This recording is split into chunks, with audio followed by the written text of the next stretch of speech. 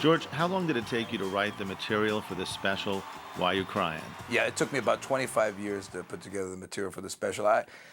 You know, you learn so much, and to be able to put it all out there, I don't think, there's always things you would have changed, but I think energy-wise and preparation-wise and the things that was there, I think I'm proud of it. I don't think I would change too much. Like Richard Pryor, the language you use on stage is very colorful. Richard Pryor did a special here 25 years ago that I watched every day, and my grandmother would say, "Quita ese negro cochino."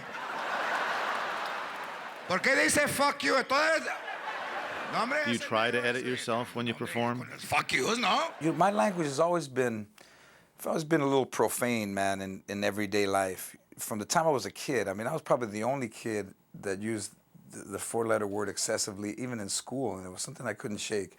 So with the stand-up, I got a letter really critical of the language in the book, and from a lady in North Carolina, and she makes a point. I don't think you really need the language, but when you grow up in that kind of life, it's like the soundtrack of what's going on is that there's this anger and this profanity, and they would call you cabron, or fuck, get the fuck out of here. It wasn't please leave. It was always get the fuck out of here. So it just comes out, and please leave to me isn't as funny as get the fuck out of here.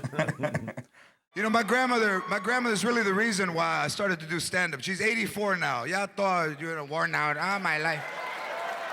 You say that your grandmother is the reason that you started doing stand-up. Can you explain that a little bit more? She always thought she did a great job. We had a huge fight about what part she played in my life, and she still didn't get it. I mean, we had this huge knockdown, drag-out fight, and 15 minutes later, it was like if nothing had happened. And I think that's one of the things that was detrimental to me as a person, and getting involved with my wife, and it was hard in our relationship, was that we could have a huge fight, and I could go eat and go to sleep or go and do whatever I want. It didn't affect me. And I think with my grandmother, we'd have these situations that were sad growing up, and I'd put up this wall that it didn't bother me. Nothing bothered me. And it was a disconnection. It's like having all your nerve endings, cut off, where you're not going to be able to feel pain. You go, God, that guy can take a bullet and he doesn't bleed. We could absorb a lot of pain and not crumble, not feel bad. Once I started to analytically break down, rejection wasn't personal and fear was something that was in my own mind. I was able to kind of disconnect from being nervous or being scared or being uncertain, and just kind of plow through stuff. And stand-up, you don't have anybody, there's no partner, so you're just out there, man. We'll never get out of the chair. Rape! Watch out. Oh, wow, look what... We just moved to the corner. Look what's going on. What is with the chair, George? The throne. The chair, man, we pulled a chair out. Yeah, I used to have a stool out there and water that I tried to pretend I could drink, but I never did. In Hanford, California, we found this chair. The guy had it at the Fox Theater. We borrowed it from the guy. Thought about stealing it from him, but we didn't. So we eventually had chairs made. And, it's a prop, man. It's like what I use. One thing I learned from Richard in Long Beach was he became things, and the chair becomes, either a car seat or a ladder and stuff. So one of the things that's really an homage to Richard is being able to use a microphone cord as an oxygen tank and the stand, and to use the chair as different things in the stand on it. And there's one thing that people don't see at the show is 3 or 4 days after that I'm completely beat up. And as a matter of fact, Why You Crying, the DVD, when I'm talking about the guy hammering nails on the house, if you can see really closely, I hit the top of the microphone to this part of my hand, and you don't see the look of pain on my face, but it's pretty painful, man. You see how hard I hit it. It was purple for like a week and a half. We drink, first of all, we drink way too much. Hey, I didn't say it was a bad thing, putos. Relax. Richard Pryor had a reputation for being controversial. Yeah.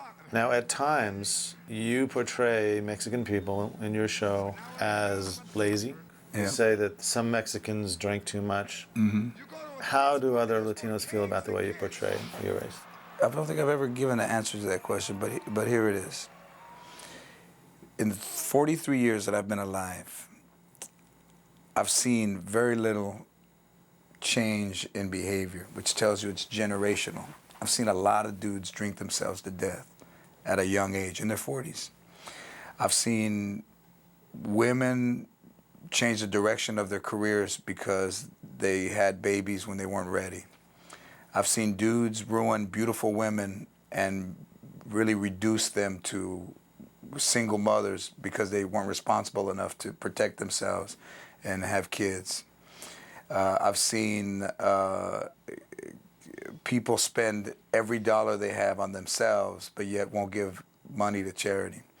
So the answer to that question is, when I start to see less of it, I'll talk less about it.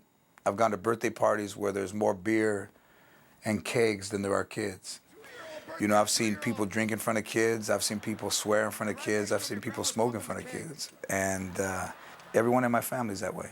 And they might not like to hear that. They might see it. But everyone in my family is that way. And when I got married, my grandmother was there, and the guy who was my mailman, Bob Golden, from the time I was a kid, was there. The only two people I invited from my side of the family. And you know, that tells you all you need to know about who is my family and who says, hey, that's my cousin, and George Lopez is my brother, and all that stuff.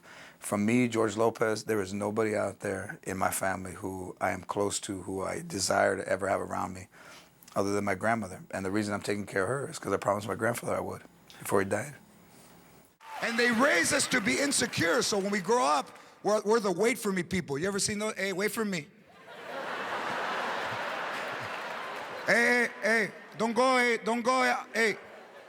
No, for real, hey, wait for me. You say that Mexicans are raised to be insecure. You know, the wait for me people. Oh, yeah. Explain that a little bit. You know, I think there's a sense of fear. When we're raised, I think there's a sense of fear that you must stay together to be safe. You know, there's an insecurity that's, you know, when you control people, you want them insecure, and you want them needy. And I think that's the way we're raised, is to, you know, one time I saw a Mexican family at the airport. It had to be 5:45 in the morning, and they were all there. Now, why they wouldn't let the dude take a cab, I have no idea. But generationally, if one goes, they all go. So they hate to go by themselves. So when I started to figure out that I wouldn't go somewhere by myself, and I needed somebody to go with me, I started to look at why wouldn't I go by myself? Why do I look at somebody who's sitting at a table eating by themselves as a loser, you know, and not an independent? Mm-hmm. So once I started to look at that, it became interesting, and the fact that everybody says, you know, wait for me. Since you taped the concert in Long Beach, a lot of other exciting things have happened in your career. Tell us about your record-setting appearances at the Universal Amphitheater in Los Angeles. You know, being from Los Angeles, the amphitheater is like for comedians. I mean, I went to a lot of concerts there. I saw Santana when it was open air. I saw Huey Lewis there. I saw Black Crowes, and to perform there. I remember thinking one time I saw, who was it? Kenny Loggins there. Wow, you know, in the early 80s, to be able to perform there would be amazing. And to go back and to do 7 shows and have them all be sold out, and to sell over, you know, 42,000 tickets. The energy of the crowd was great. You know, the shows were different. You know, I never do the same show. I think people that come to the stuff, the shows, know that with me, it's like jazz, and I couldn't do an A through Z act ever. Never, I couldn't do it in the beginning, and I don't want to do it now, because I think the spontaneity and the direction that a guy chooses is what makes the shows unique, and what makes the shows good is that you can come one night and then bring your aunt and not sit there and look at her to see if she's laughing, because there's stuff there that you haven't heard.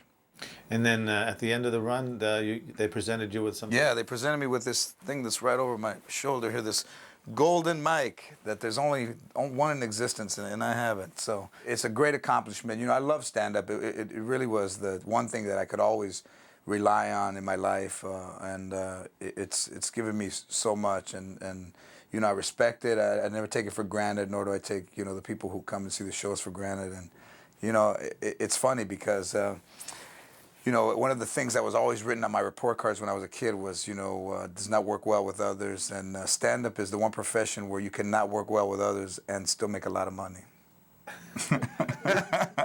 And the sitcom is, you know, changed me of that. I mean, when we first started to do the sitcom, man, I had to adjust myself to being surrounded by people who were happy and didn't have the baggage, and the camaraderie and the energy was great. And in the beginning, a lot of it was, you know, false for me. You know, I was happier every day than I would have liked to have been naturally, you know. So I wasn't comfortable in the everyday acting. The sitcom is completely a different formula for getting a laugh than stand-up. I mean, your eyes could be everywhere in stand-up, and in sitcoms you have to connect with the other actor, and that's so. Once I started to connect and look in somebody's eyes, I got a lot better really fast.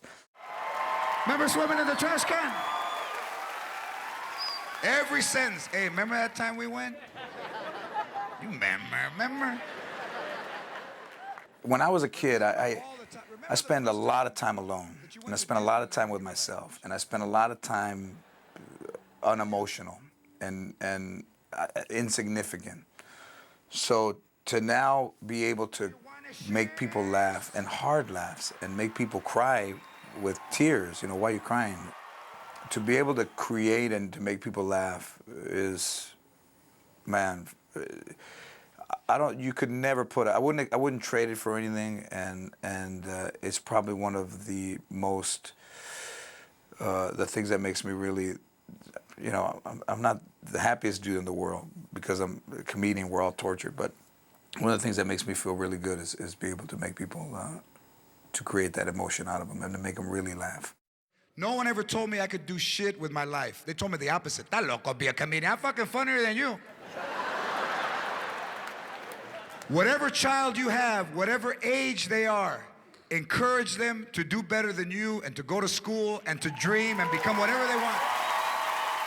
Your show ends with a very inspirational message. Encourage your children to dream. Yeah. What kind of dreams do you wish for the children of this generation? The dreams that I have for all kids is to set goals for themselves, to do better than their parents and to do better than anyone else in their family, and to not be their own worst enemy, and to be able to allow themselves to feel and to take chances and to live, and to hope for things that seem impossible.